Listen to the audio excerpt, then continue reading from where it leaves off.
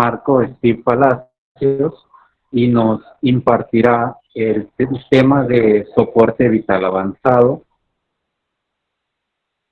De antemano le agradecemos al doctor por su valioso tiempo que nos está prestando y le otorgo el micrófono para que demos inicio.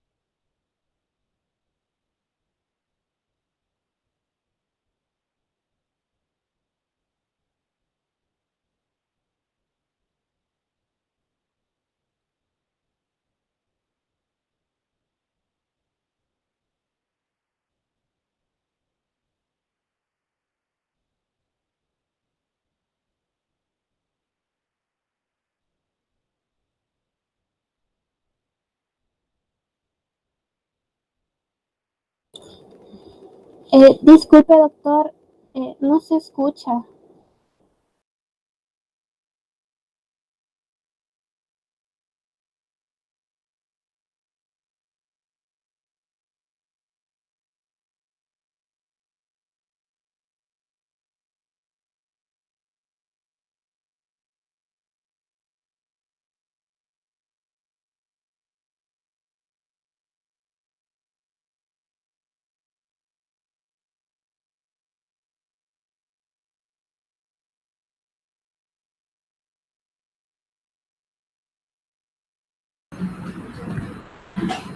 Hola, hola.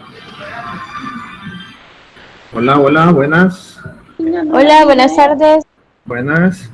¿Hoy sí me escuchan todos? Ahora sí se escucha, doctor. Sí.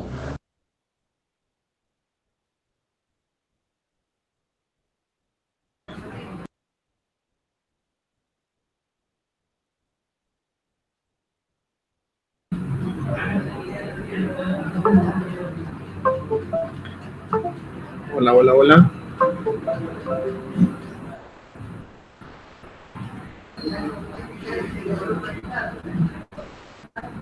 Hola, hoy sí se escucha. ¿Hoy sí escuchan? Sí, sí, doctor. ¿Hoy sí? Bueno, como les decía, tengan todos muy buenos días. Mi nombre es doctor Steve Palacios. Trabajo en el sistema de emergencias médicas, en una unidad medicalizada del sistema. Además, trabajo en la emergencia del Policlínico Sacamil, del Seguro Social. Para mí es un placer estar dándoles en estos momentos este tema, ya que por la pandemia no podemos estar en físico, pero hay mucho que hay que ir renovando, ¿verdad? Por esta pandemia. Así es que espero que puedan entenderlo y creo que al final vamos a hacer un espacio de las preguntas. ¿Estamos bien con el sonido ya todos? Sí, doctor. Ok. Bueno, vamos a ver.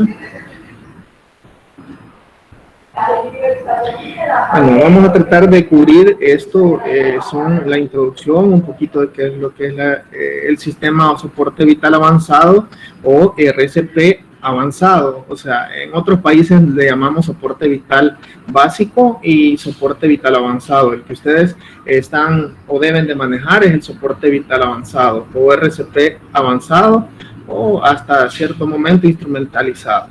El soporte vital avanzado, las últimas recomendaciones vienen lo último del 2015 de la AJA, más que todo también de la Semilluc de España, y vamos a ver la asistencia circulatoria y ventilatoria, algunos fármacos que eso ustedes ya lo manejan, creo que eso no vamos a tocarlo mucho. De ahí pues vamos a tratar de cubrir más que todo lo que es el RCP y las últimas recomendaciones.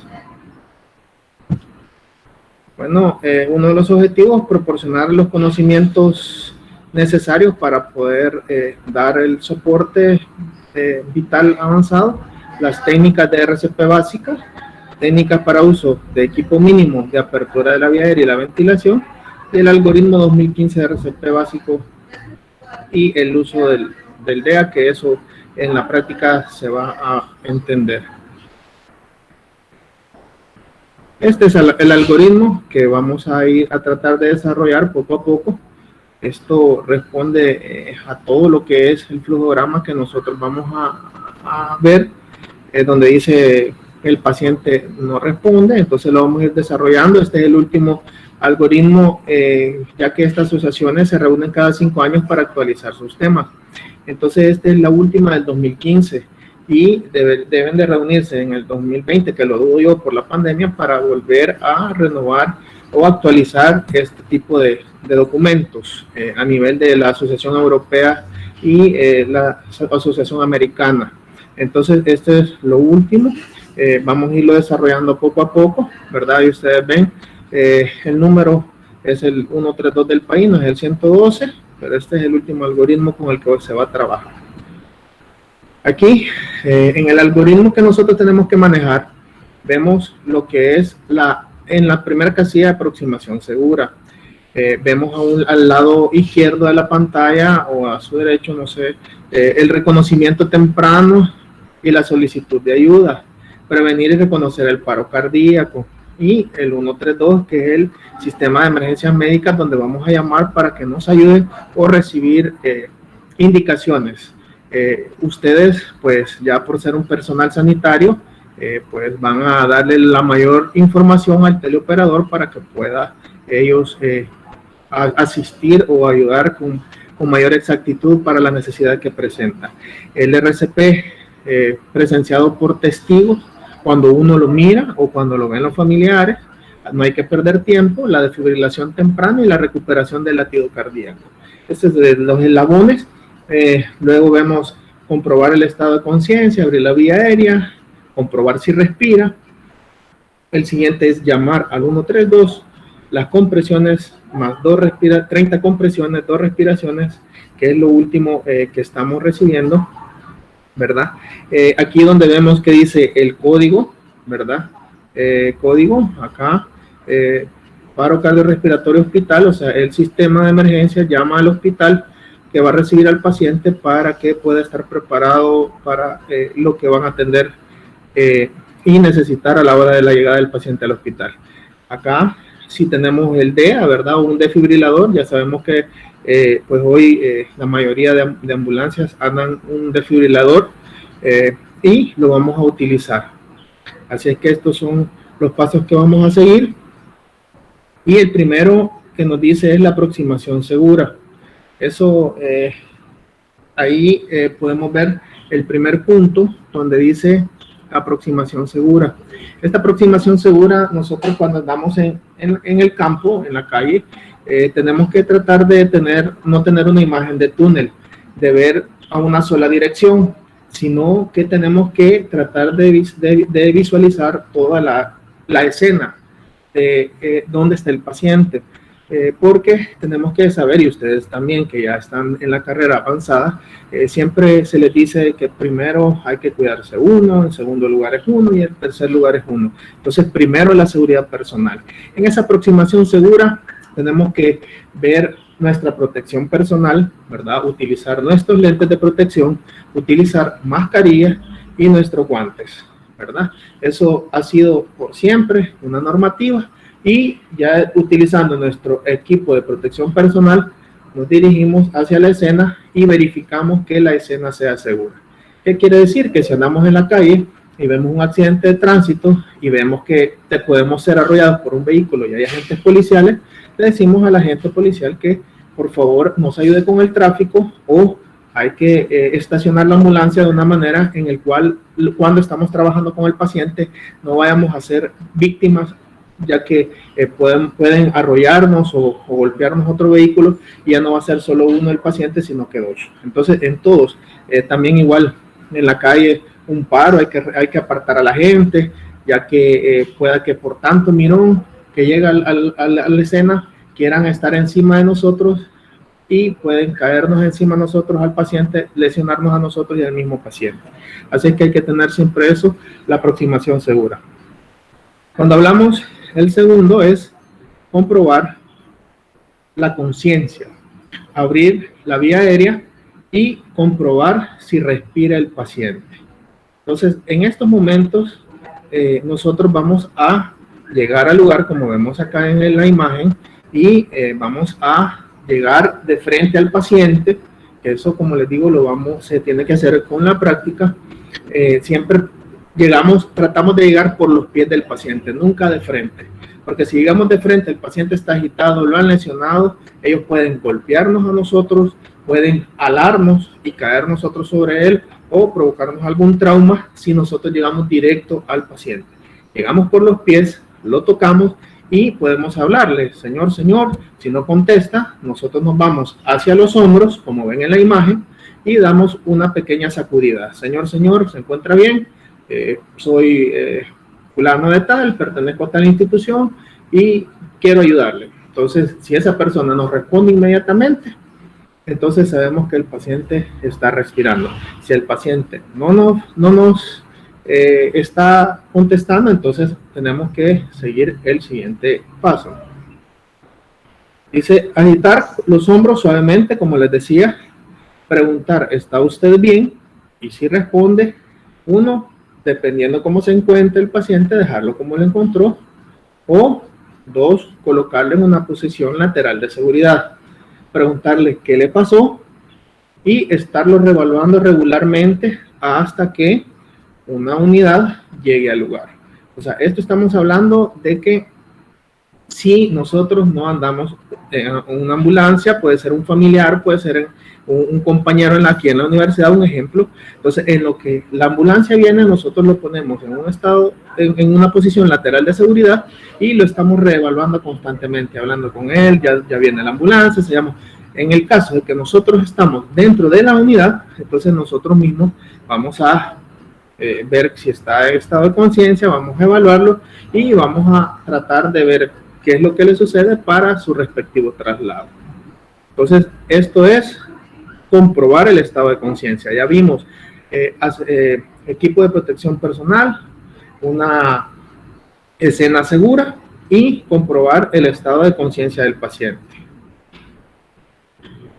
Posterior a eso, nosotros tenemos que activar el 132. Esto es de rigor, igual se hace en otros países, como lo vieron en la diapositiva, la primera, en otro país, en España, es el 112, donde nosotros estamos alertando al sistema de emergencias, ya que este paciente tiene que ser trasladado a algún hospital. Entonces, hoy por hoy, El Salvador, con el sistema, estamos conectados con todos los hospitales.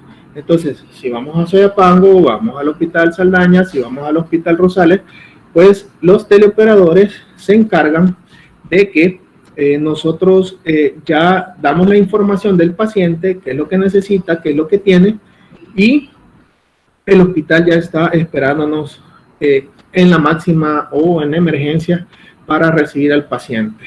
Entonces eso es una ventaja, y si hay solo una persona, inmediatamente tiene que llamar. Si hay dos personas, una persona comienza a evaluar al paciente y la segunda persona tiene que llamar al 132.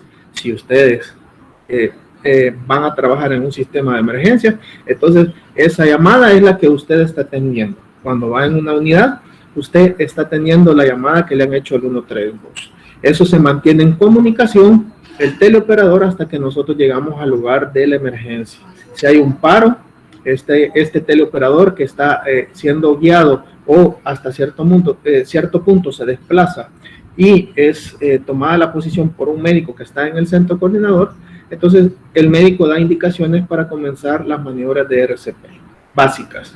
Esas son básicas, ya que es sin ningún instrumento y alguien que probablemente no tiene ningún conocimiento. Ahora ustedes, este es un soporte ya vital avanzado. Así es que vamos a seguir el paso. Ahí ya hemos resuelto 3 de los pasos a seguir, ¿verdad? Y cuando vamos a abrir la vía aérea, como dice, y comprobar el estado de conciencia, vimos cómo lo vamos a hacer, abrir la vía aérea y comprobar si respira. Para abrir la vía aérea hay 2 formas. Tenemos la maniobra frente-mentón, cuando nosotros no tenemos ninguna sospecha de una lesión a nivel cervical. Acá. Si sospechamos, más que todo es una emergencia médica. El paciente estaba hablando y se desmayó, cayó, se desplomó. No es ningún trauma. Entonces, la maniobra frente-mentón son 2 dedos en la frente y 2 dedos en el mentón y hacemos una leve hiperextensión de la cabeza. Como les digo, esto se tiene que llevar a la práctica. Entonces, con eso estamos haciendo y liberando la vía aérea, alineando toda la vía aérea, que eso ustedes ya lo saben, son especialistas en eso. Entonces, se alinea la vía aérea, la lengua se retira si está obstruyendo y permitimos que el paciente pueda respirar por sí solo. Aquí podemos ver cómo las 2 formas, la maniobra frente-mentón, nosotros utilizamos la técnica 2 dedos en la frente y 2 en el mentón, ¿verdad? Laterales, lateral y lateral, ¿verdad? Laterales los 2. Ellos están utilizando otra forma.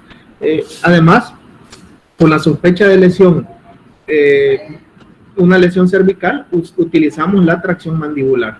La tracción mandibular es elevación de la mandíbula. O sea, nosotros metemos los dedos posteriores, como ven en la imagen, y tratamos de hacer una elevación de la mandíbula. Eso para hacer la misma función y poder dejar libre la vía aérea.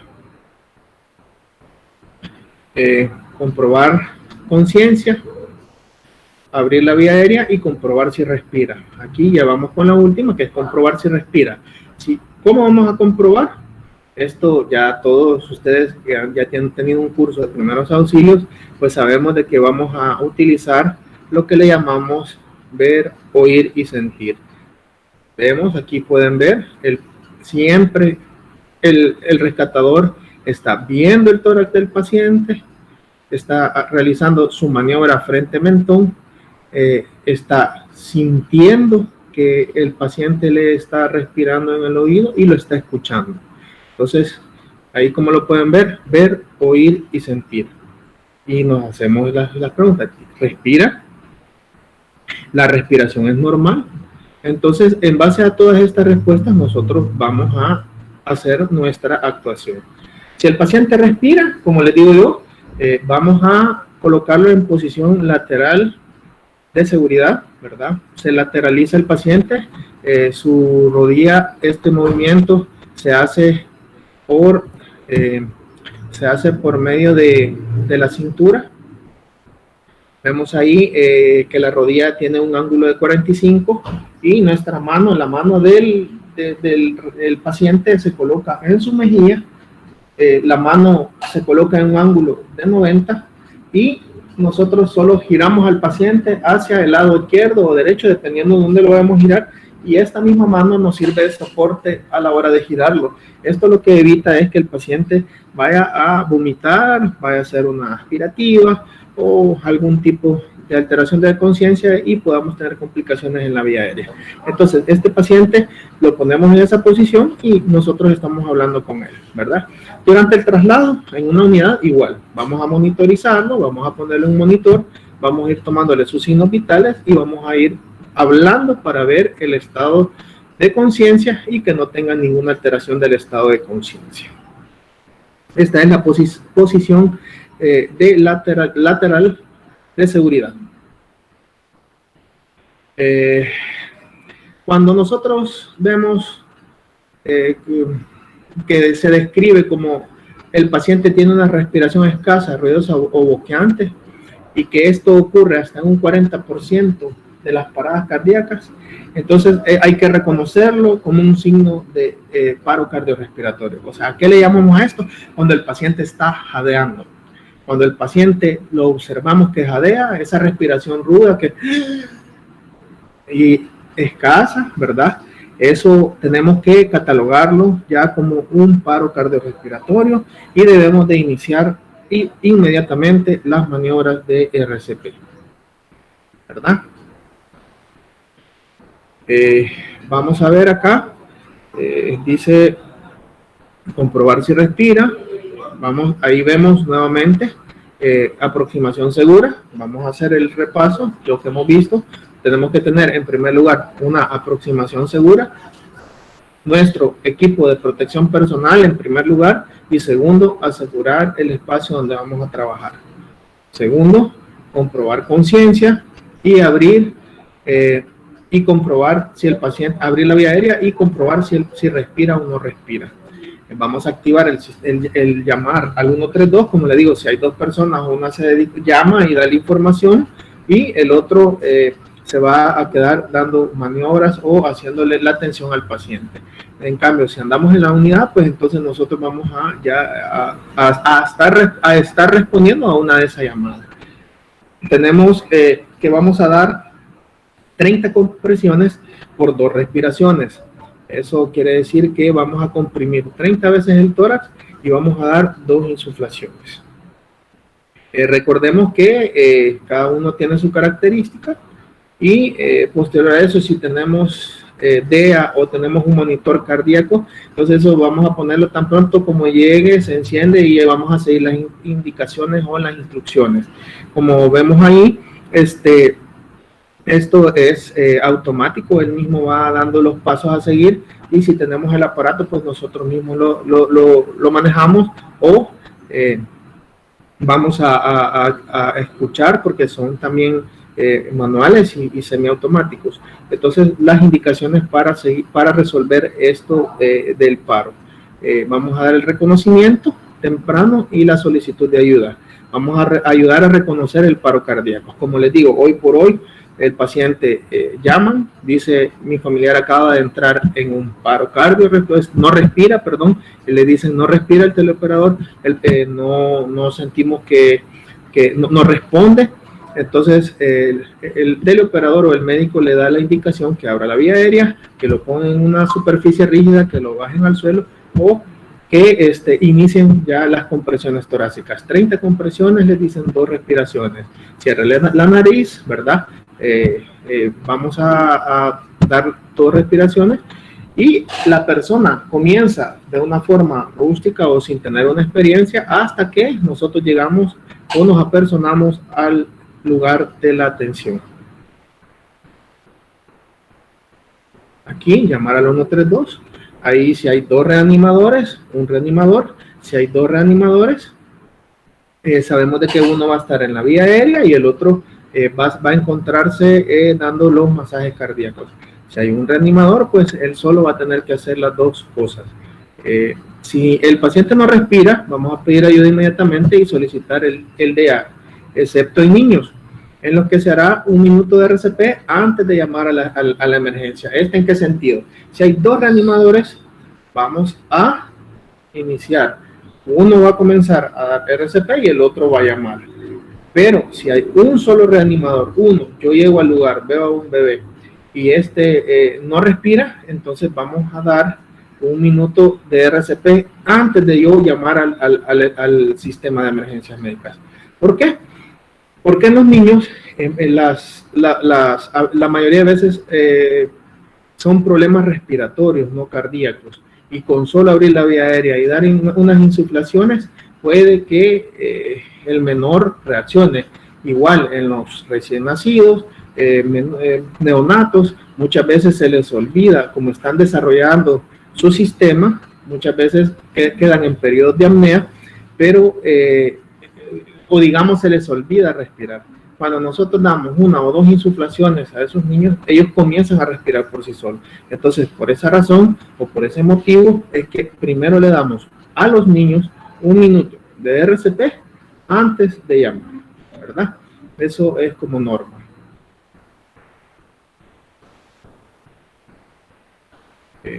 Acá vamos a comprobar los signos de la circulación. esto anteriormente no se tomaba, ya hoy en el 2015 refirieron que sí, porque antes solo nos enfocábamos en la respiración. Y acá dice sobre el personal sanitario, si ustedes lo ven, buscar el pulso carotidio, y si no está seguro de palparlo, no pierda tiempo, menos de 10 segundos. O sea, lo que nos importa, respira o no respira, buscamos la tiroides. Si sabemos que bajamos lateral, si somos derechos, nos vamos a colocar del lado derecho del paciente, si son izquierdos, al lado izquierdo. Entonces vamos a tocar y a ese mismo nivel vamos a tratar de tocar el pulso carotidio. Vamos a contar 1, 2, 3, 4, 5. No nos interesa cuánto es lo que está teniendo, sino si el pulso es débil, fuerte, entonces lo vamos a contar. Si en 10 segundos no lo encontramos, entonces en ese momento nosotros vamos a continuar con lo demás del masaje cardíaco. Hiperextensión de la vía aérea, vamos a hiperextenderlo, vamos al pulso, y si no hay pulso, comenzamos a dar masaje cardíaco, ¿verdad? Y como ven, 2 o 3 dedos, localizar la nuez, que es la manzana de Adán, y deslizarla lateralmente entre la laringe y el músculo esternocleidomastoideo, ¿verdad? Lo tocamos y sabemos que tenemos el pulso carotidio.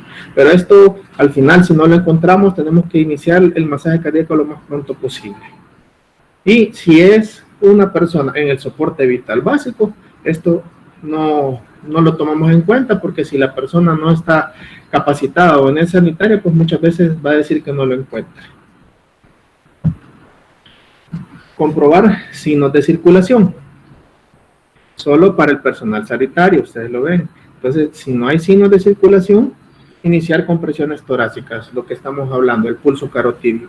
Vamos a colocar en el centro del esternón, a nivel de las 2 tetillas, vamos a colocar la mano, si somos derechos, mano derecha sobre la mano izquierda, entrelazadas, y si ustedes ven, sin apuntar hacia abajo los dedos, hacia arriba. Y con nuestra palma de la mano, vamos a iniciar las compresiones torácicas 32, ¿verdad? Esto tiene que tener características.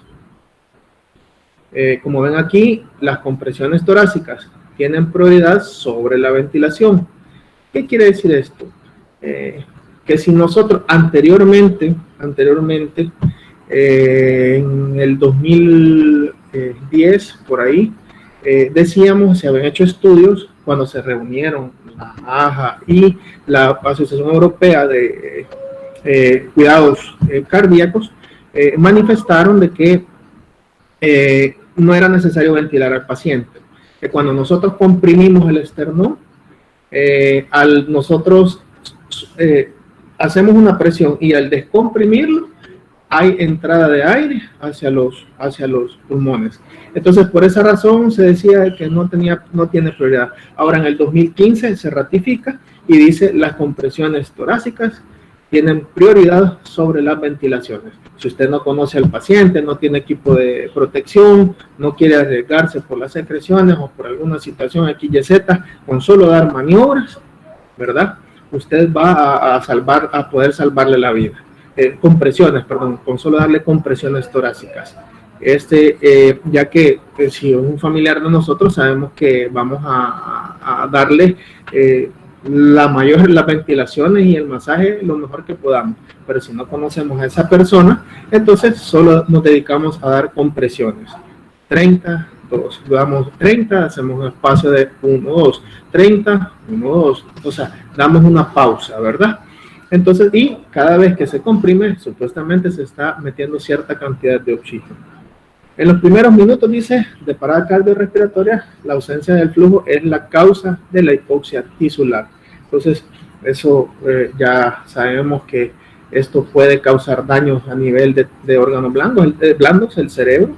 Entonces, vamos a tener esto en cuenta y darle prioridad a las compresiones torácicas. Aquí está. Damos 30 compresiones con 2 respiraciones. 30 compresiones con 2 respiraciones.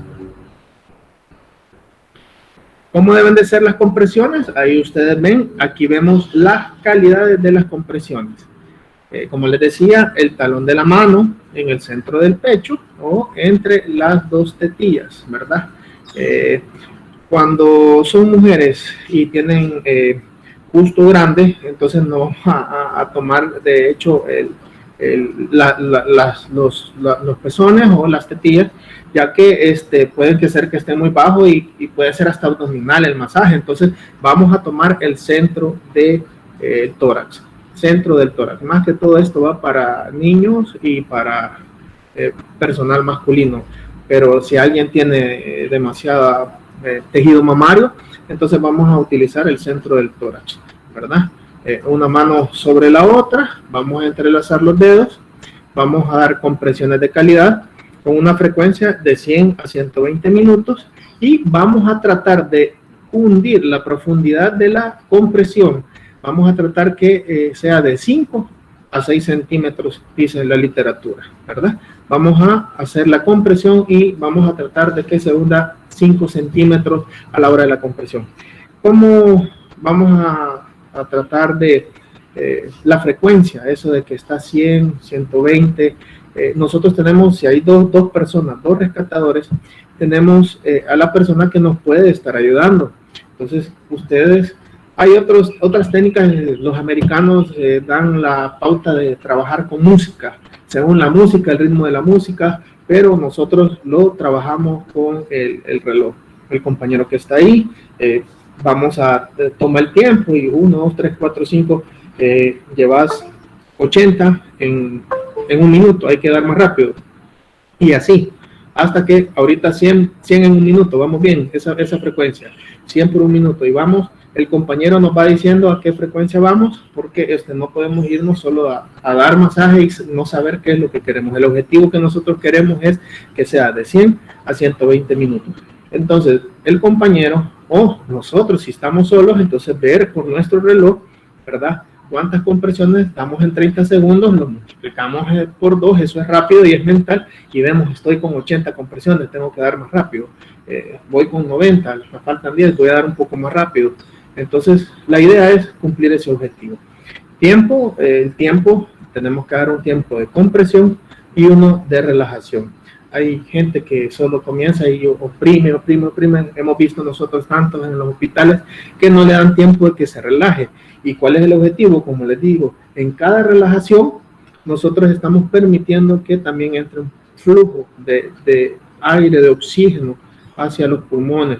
Y nosotros luego, con las 2 ventilaciones que damos, le ayudamos a este paciente. Si es posible, vamos, ¿hasta qué momento vamos a dar el soporte vital o el RCP? Lo vamos a dar hasta que nos cansemos si estamos solos, ¿verdad?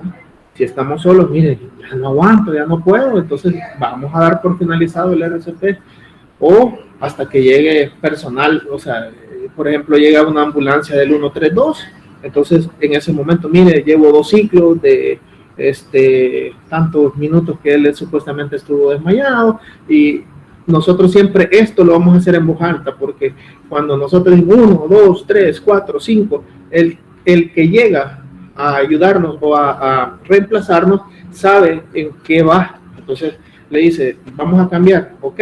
Entonces cuando nosotros sabemos que hay 26, 27, 28, 29, 30, entonces cambio. Entonces decimos cambio y la persona que viene más capacitada es la que va a tomar la rienda del paciente o a darle el manejo, y nosotros sabemos, pero por eso cuando se da el RCP tenemos que hacerlo en voz alta, 1, 2, 3, hasta llegar a 30, ¿verdad? Y la otra es, si ya vemos 2 rescatadores o 3 rescatadores, entonces vamos a tratar de que se cambie cada 2 minutos al rescatador. Cansa, esto cansa, y depende del paciente. Un paciente delgado, no hay ningún inconveniente, no hay ningún problema, pero un paciente que sea obeso, que tenga, que sea alto, grande, hay pacientes que son grandes, ¿verdad? O un diámetro de tórax abdominal, cansa. Entonces eso tenemos que tomarlo en cuenta, no es la misma presión en todos los pacientes. Entonces, por esta razón, vamos a tratar de cambiar, si hay más de un rescatador, cada 2 minutos al reanimador. Acá la respiración de rescate, ¿verdad?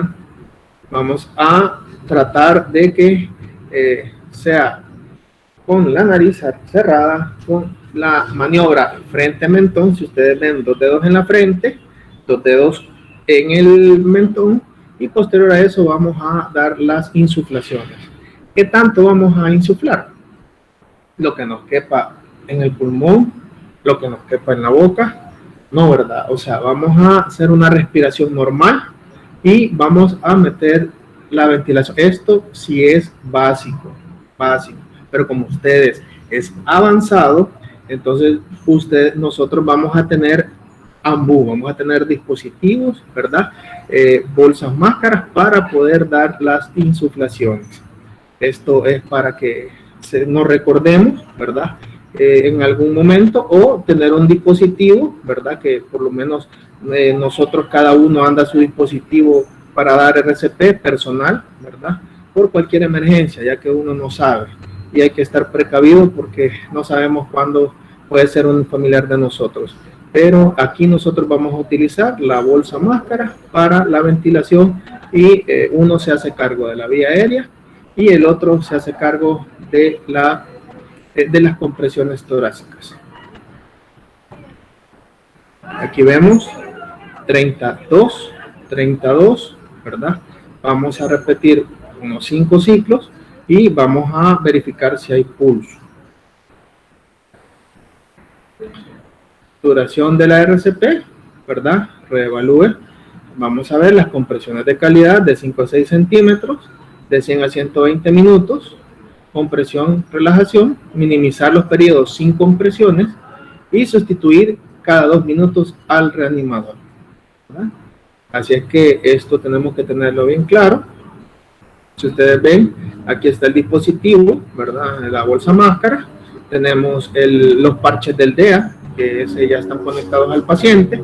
Ellos nos van a decir si el paciente amerita una descarga o no amerita descarga, según la lectura que haga a nivel del corazón, porque tenemos ritmos que son desfibrilables y ritmos que no son desfibrilables.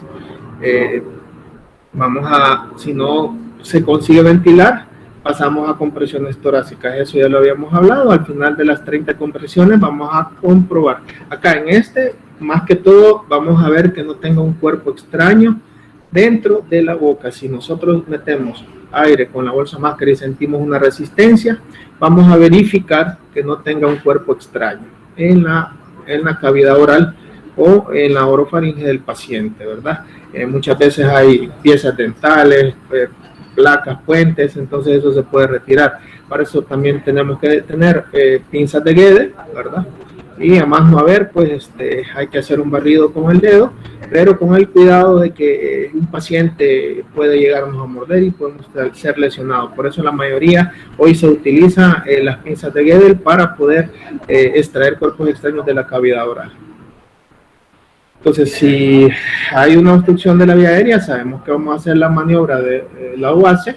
Si el paciente está acostado, vamos a dar compresiones a nivel abdominales para que el cuerpo extraño pueda salir, y si está consciente, pues vamos a dar 5 golpes y a decirle al paciente que tosa para que pueda expulsar el cuerpo extraño. Eso tenemos que saberlo, ¿verdad? Acá vemos las respiraciones y los dispositivos de barrera, ¿verdad? Que los dispositivos de barrera nos van a facilitar la ventilación, evitan el contacto directo con el paciente y pueden usarse por gente que es inexperta.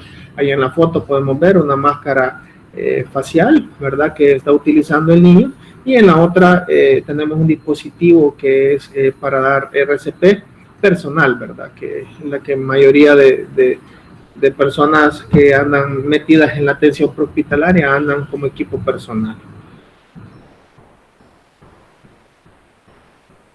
En las respiraciones de rescate tenemos que recordar que hay que mantener abierta la vía aérea, pinzar la nariz y hacer una respiración normal, ¿verdad? Era lo que les estábamos mencionando. No vamos a hiperinsuflar nuestros labios porque nos vamos a marear y no vamos a aguantar ni un minuto, y vamos a querer cambiar porque nos vamos a marear.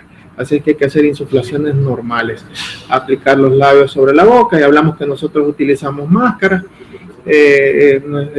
bolsa máscara, vamos a insuflar hasta que el pecho se eleve. Esto era lo que yo les iba a decir, que nosotros observamos que el pecho se eleva, entonces con el ambú, y soltamos, porque llega un momento en el que tiene un tope el tórax, entonces en ese momento que deja de elevar, ya nosotros sabemos que llegó a su límite y damos la relajación.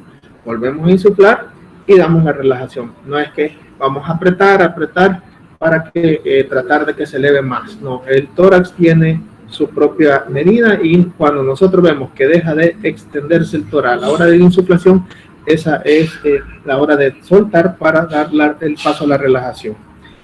Vamos a dejar que el aire salga y repetir 2 insuflaciones en 10 segundos. Esto, como les digo, es bien difícil poderlo dar sin la práctica. Esto es teoría práctica, entonces pues vamos a ver en qué momento se puede dar la práctica, porque a veces se queda muy escueto, ya que hay que hacerlo teórico práctico. Yo sé que la mayoría de ustedes tienen curso de RCP básico, entonces creo que les va a ser un poco más fácil, pero estos son temas que son teóricos prácticos, ¿verdad? Así es que aquí en estos momentos, con la diapositiva, continuamos las ventilaciones hasta recuperar la circulación y la ventilación. Si no, hasta que hay signos evidentes de muerte, y norma universal de finalización de la resucitación, cuando, ¿verdad?, el rescatador, no hay ritmo, no funciona el paro cardiorrespiratorio, o sea, no ha sido el paro presenciado por los servicios de emergencia, o sea, nosotros no lo hemos visualizado y ya le dimos que 15, 30 minutos de masaje al paciente, ya le cumplimos sus 3 rondas respectivas de epinefrina y vemos que el paciente no reacciona. Entonces, como les decía yo en su momento, cuando ya estamos exhaustos, ya nos cansamos, en ese momento nosotros vamos a suspenderlo. En el caso de la carrera de ustedes que no son personal médico, pero si vienen a trabajar en un sistema donde sí hay un médico, entonces el médico, nosotros podemos decir, finalicemos ya el RCP, lo vamos a dar por fallecido a tal hora. Ustedes, como personal de anestesia, de inhaloterapia y la carrera fin, tienen que llegar al hospital, que el paciente sea evaluado por el médico, y en ese momento pues darlo por fallecido. O en el caso, si está en el hogar, pues si ustedes ven signos, están exhaustos y ven signos inminentes de muerte, pues ni modo, se informa al sistema y el sistema tiene que llamar a medicina legal para que sea presente y puedan hacer el reconocimiento. Pero sí, nosotros dentro de la unidad, como personal de las áreas afines, entonces tienen que llegar al hospital para que él pueda ser reconocido como fallecido, después de darle toda lo que es la reanimación cardiopulmonar, ¿verdad? Cuando no hay, como dice ahí, no hay ritmos desfibriladores y cuando el paro cardiorrespiratorio no revierte. Aquí podemos ver la maniobra, ¿verdad? Si hay evidencia de trauma cervical, ya sabemos, la maniobra frecuentemente no se utiliza, sino que utilizamos la que es tracción mandibular, ¿verdad? Sospecha de lesión cervical, tracción mandibular, y si es la evidencia de una emergencia médica, le damos una maniobra frente-mentón. Ayuda de la apertura de la vía aérea, tenemos acá la bolsa reservorio autoinflable, ¿verdad? Vemos aquí que tiene su máscara, su cuerpo, su bolsa reservorio, ¿verdad? Y donde le colocamos el taigón para conectarlo al oxígeno. Tenemos las cánulas orofaringeas de diferentes tipos, que esto nos permite, el paciente estando en estado de inconsciente, mantener la vía aérea permeable, y en su centro tiene un espacio para que podamos aspirar secreciones. Estos son los dispositivos que nos ayudan a la apertura de la vía aérea. Nosotros en ciertos momentos el paciente está inconsciente, vemos que tolera la cánula orofaringea, colocamos la cánula orofaringea. Si lo vamos a intubar, la retiramos, posterior hacemos la intubación del paciente y luego recolocamos nuevamente la cánula y fijamos el tubo junto a la cánula. Esto nos da mayor fijeza del tubo orotraqueal y nos evita que el paciente pueda morder el tubo y nos pueda dar una fuga. Entonces, y a nosotros, en personal, a la hora de un traslado lejano, ¿verdad? Nos da mayor seguridad de que no se va a extubar el paciente. Esto, como les digo, se tiene que hacer en la práctica. Aquí vemos cómo tomar la medida, ¿verdad? La otra es del pabellón de la oreja hacia la comisura labial, al revés, ¿verdad? Colocamos la cánula en el pabellón, acá en la base de la oreja, y que llegue a la comisura de la boca. Ese es el tamaño. Elegir el tamaño, dice acá, pasarle otra técnica, distancia de los incisivos y el ángulo mandibular. Entonces, esa es la forma para medir si el paciente está inconsciente, la cánula que le corresponde en base al tamaño del paciente.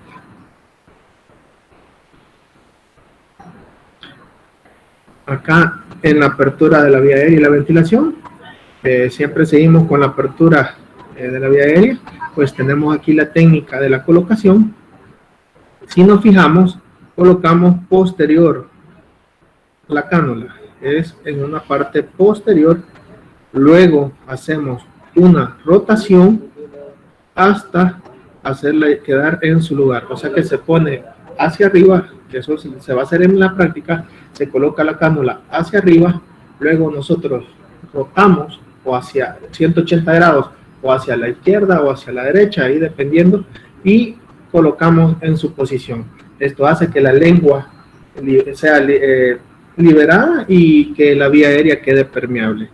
Entonces aquí, como lo ven, introducir con la concavidad hacia el paladar y en la faringe girar a 180 grados. Cuando estamos introduciendo, nosotros vamos rotándola. Esa es la forma. Ya ustedes, la mayoría, creo que ya lo manejan. Colocamos la cánula orofaringea, ¿verdad?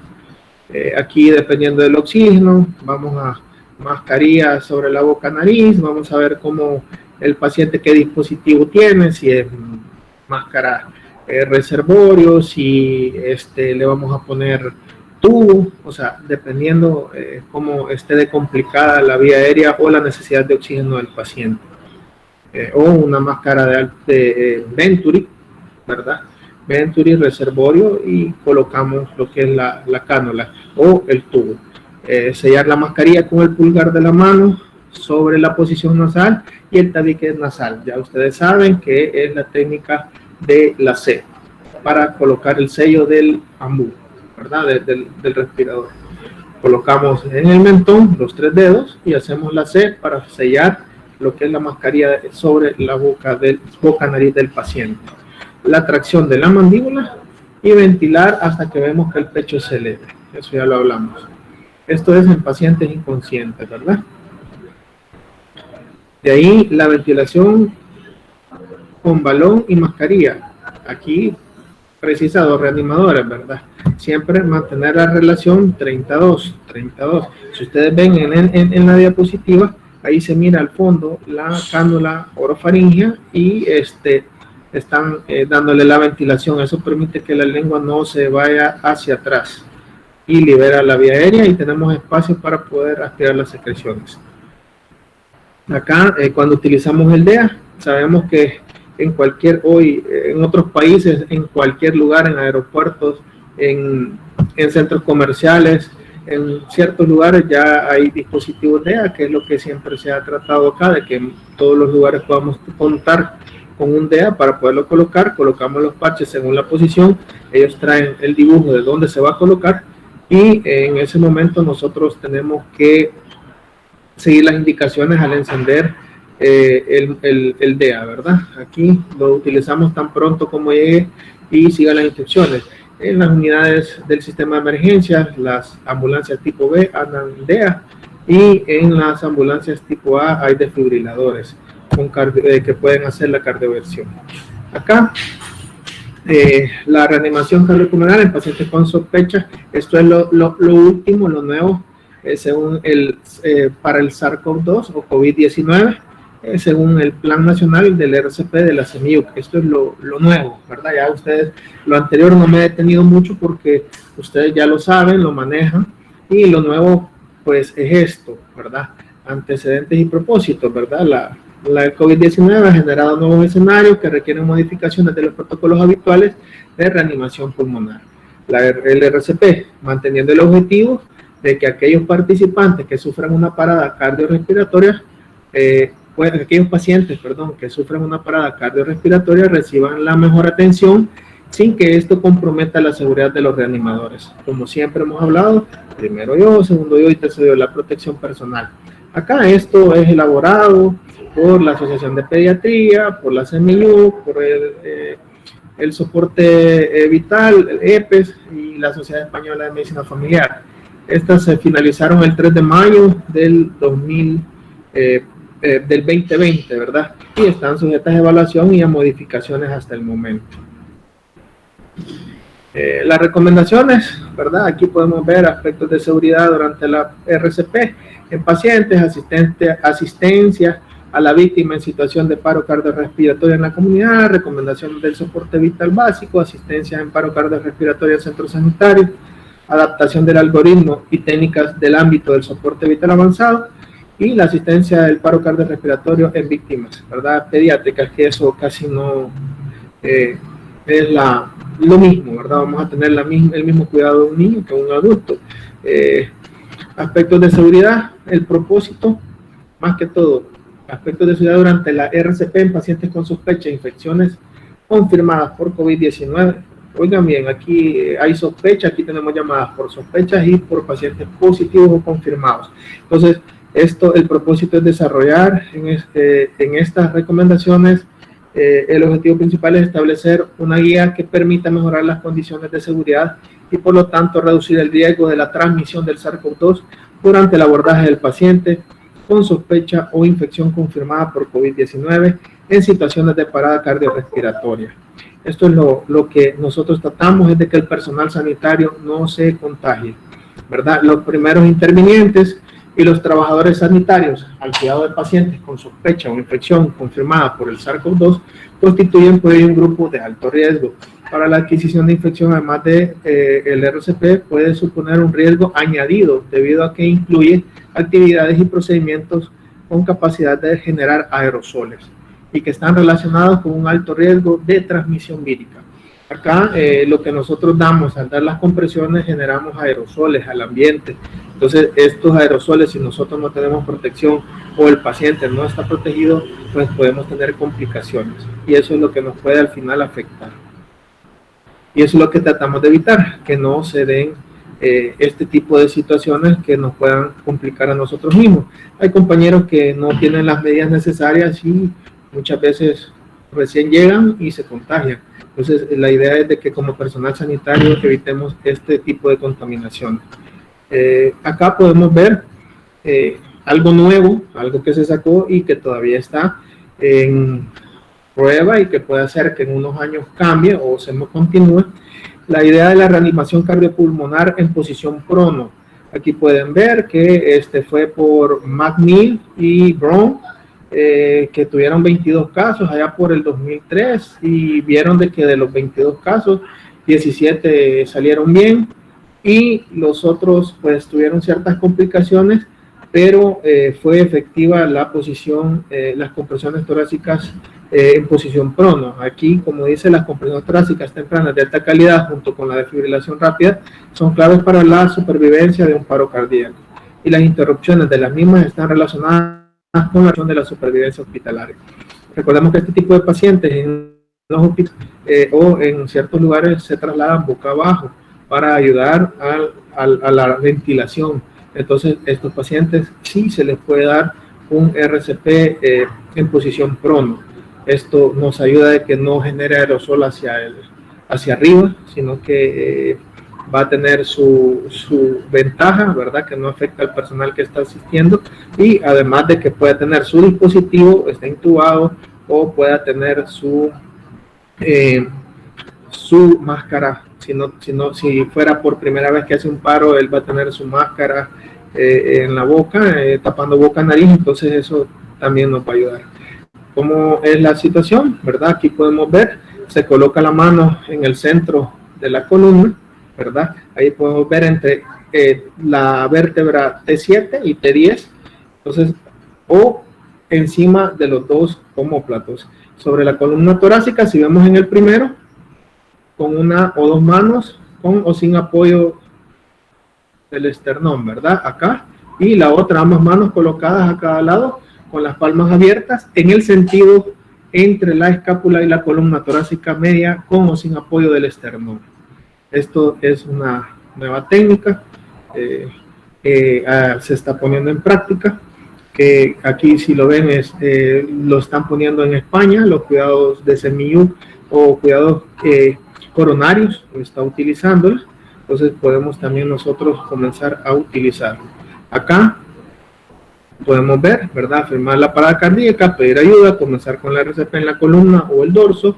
Vamos a ver la FIO2 al 100%, colocar los parches adhesivos, y ahí más o menos este es uno de los algoritmos que tenemos para poder, que ya vamos a ver lo que en realidad me interesa. El paciente en prono y sin intubar, intentar poner al paciente de cúbito supino o continuar la reanimación cardiopulmonar. Paciente en prono o en el quirófano, si por alguna razón está contraindicada las compresiones en la columna torácica, incisiones quirúrgicas, lesiones previas conocidas, recomendadas, o la técnica con ambas manos colocadas en el espacio entre la escápula y la columna dorsal, no vamos a brindar este tipo de maniobras, sino que no le vamos a tratar de rotar, ponerlo boca arriba, y vamos a darle la maniobra normal. Si tuviera lesiones a nivel de la columna, esa es la única, el único paro que tenemos que averiguar, o sea, que el paciente no tenga lesiones de columna para poderle dar la maniobra. Acá podemos ver, ¿verdad? La desfibrilación, como colocar los parches, ¿verdad? Para que pueda trabajar con el DEA. Eso igual, en posición prono. Este es el algoritmo que está dando la asociación, ¿verdad? Y aquí dice algo. Primero les voy a enseñar que ya es casi para finalizar el tema. El soporte vital avanzado adaptado al COVID-19 nos dice, y es lo nuevo. Primero, el paciente no responde y no respira normalmente, entonces realice soporte vital básico adaptado para el COVID, conecta al monitor desfibrilador y minimice la pérdida de tiempo, ¿verdad? Evalúe la respiración visualmente, no abra la vía aérea, ni se acerque a la nariz ni a la boca de la víctima. Cubra la nariz y la boca de la víctima con una máscara quirúrgica o una de oxígeno. Llame al equipo de resucitación de estado COVID. O sea, nosotros vamos a trabajar, entonces aquí lo que vamos a hacer, y es lo nuevo, es que vamos a taparle con una mascarilla la boca, nariz, y nunca vamos a estar pendiente como lo hacíamos en el soporte vital básico y avanzado, que llegábamos y verificamos ver, oír y sentir. Hoy no. Vamos a cubrirle la boca con una máscara de oxígeno, con una máscara N95 quirúrgica, o a más no haber, podemos colocarle un trapo sobre su boca, nariz, para que no genere aerosoles, y vamos a comenzar a seguir el protocolo sin ver su vía aérea, sin tocar la vía aérea. Como recordamos, y a lo que les hice énfasis, lo que nos interesa son las compresiones torácicas de calidad. Entonces tratamos de minimizar, y siempre nosotros utilizando nuestro equipo. La mayoría de ambulancias, cuando estamos atendiendo hoy este tipo de pacientes o con sospecha, nosotros llevamos un equipo de protección nivel 2.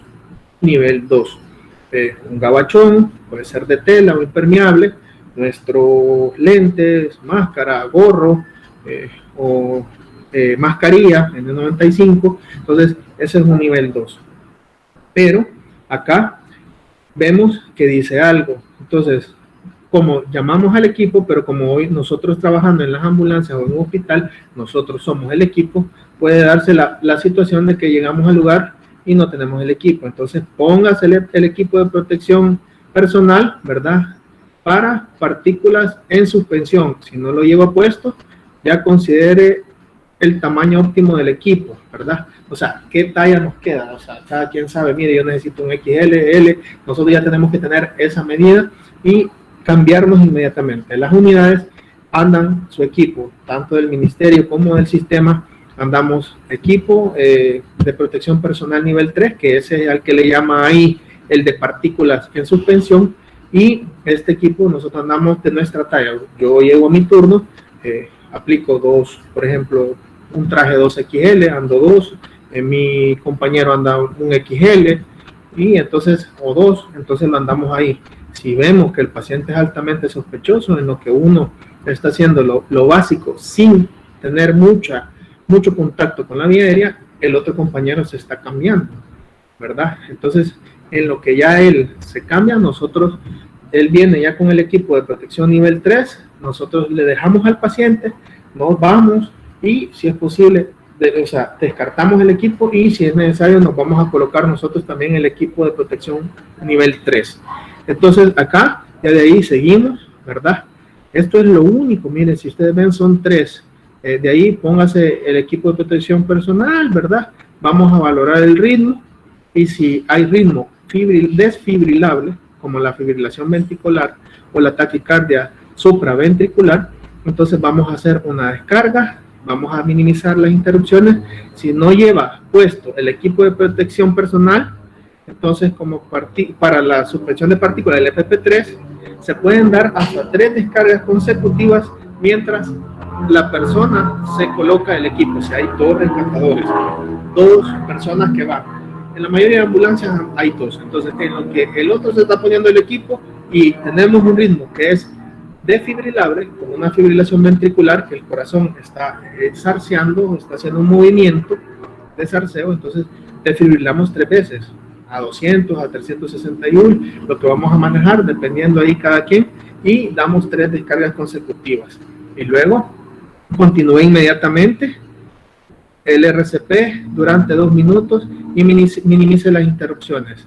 Luego, retorno a la circulación espontánea, vamos a dar tratamiento inmediato post parada cardíaca, ¿verdad?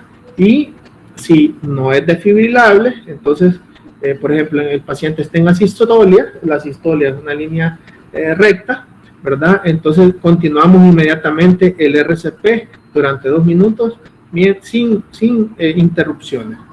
Así es que esto es el tratamiento. Si no, si él responde, entonces vamos a utilizar el ABCD nuevamente. Vamos el objetivo de una saturación que se mantenga entre el 94 y el 98%.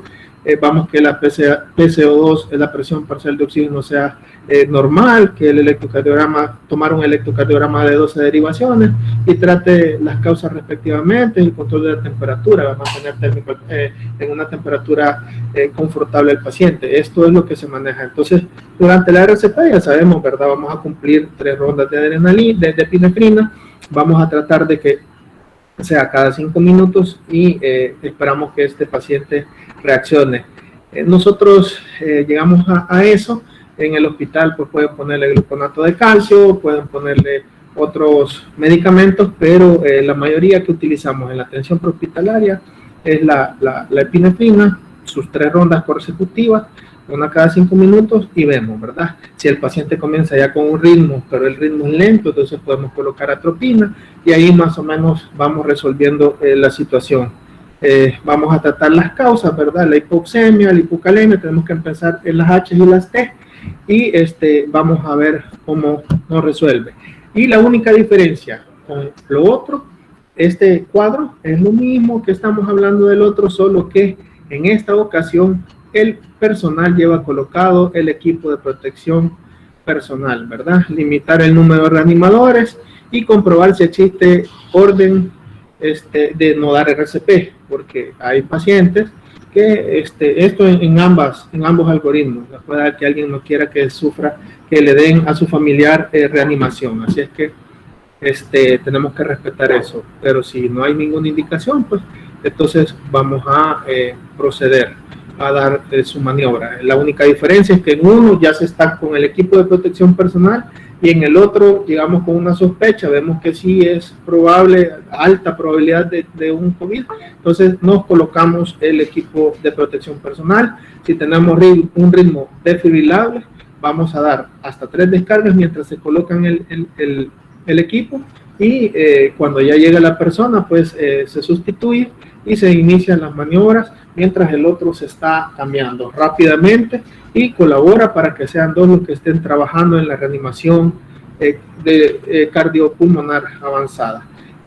¿Cuál es la diferencia? Que nosotros aquí vamos a trabajar con un dispositivo bolsa máscara, con oxígeno, podemos tener el uso de oxígeno por bigotera, podemos tener el uso de máscara reservorio, de Venturi, una intubación o hasta máscaras laríngeas y las cánulas de Guedes. Por eso es un soporte vital avanzado. Esa es la única diferencia y esto es lo último del COVID. Y el equipo de partículas, ¿verdad? Que es el equipo de protección personal que le llamamos nosotros, pero en Europa y España le llaman el equipo de protección individual o para partículas. Bueno, pues esto ha sido la presentación del soporte vital avanzado.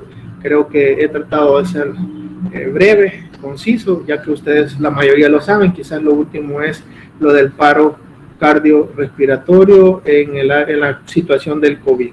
Recordemos que debemos de cuidarnos, tenemos familia y debemos como personal de salud, tenemos que salir adelante con lo que es esta enfermedad, esta epidemia, y pues gracias a Dios va bajando los niveles, pero tenemos que protegernos. No es tener miedo, sino que probablemente respeto, y si tenemos miedo, que el miedo nos ayude a actuar para que podamos protegernos nosotros mismos de esta enfermedad. Así es que esto ha sido la presentación que yo les traía. Espero que haya sido de utilidad, pues puedan ponerla en práctica en su vida profesional. Y pues si hay alguna duda o pregunta, pues podemos dar unos 5 minutos, no sé, para que podamos responder, o no sé, ustedes me dicen.